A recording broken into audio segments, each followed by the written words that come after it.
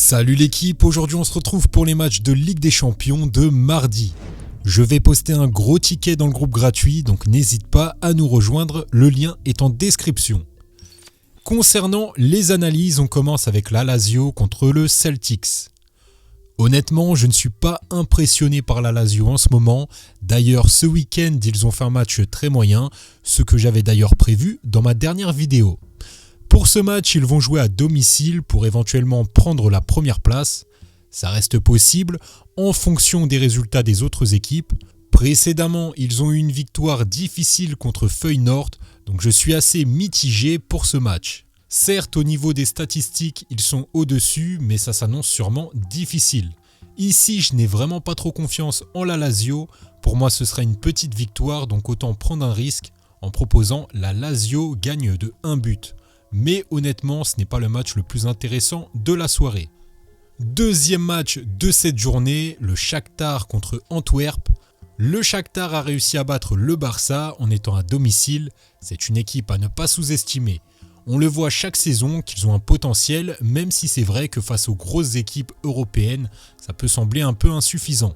Pour ce match, ils font face à Antwerp, qui a pris 0 points jusqu'ici. Je pense que la marche est trop haute pour cette équipe. Bien qu'ils aient quand même donné du mal au Shakhtar pendant le match précédent, ils n'ont pas réussi à tenir tête en étant à domicile.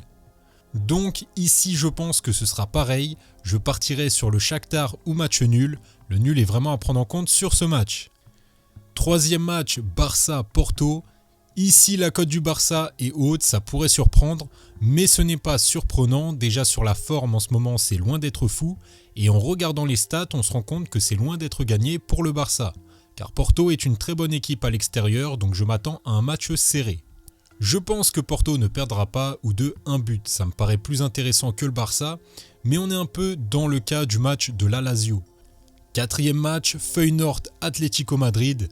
Ici on a deux équipes aux statistiques équivalentes, mais je pense que les locaux peuvent provoquer la surprise. À domicile, ils sont très solides et ils ont réussi à embêter l'Atlético en étant à l'extérieur tout en sachant que ce n'est pas leur point fort. Donc ça peut être un déplacement difficile pour cette équipe espagnole qui a du mal en dehors de chez elle. Ici je me base naturellement sur les stats avec Feyenoord ou match nul et à mon avis le nul est pas mal probable. Cinquième match Manchester-Leipzig. Manchester est l'un des grands favoris de cette compétition, ils sont vraiment solides à domicile avec 28 matchs sans défaite et ils doivent gagner pour assurer la première place du groupe. Les deux équipes sont déjà qualifiées, mais je pense que Leipzig va avoir beaucoup de mal à tenir face à cette équipe de City. Donc ici, je partirai plutôt sur la victoire de Manchester City avec plus de 1,5 but dans le match.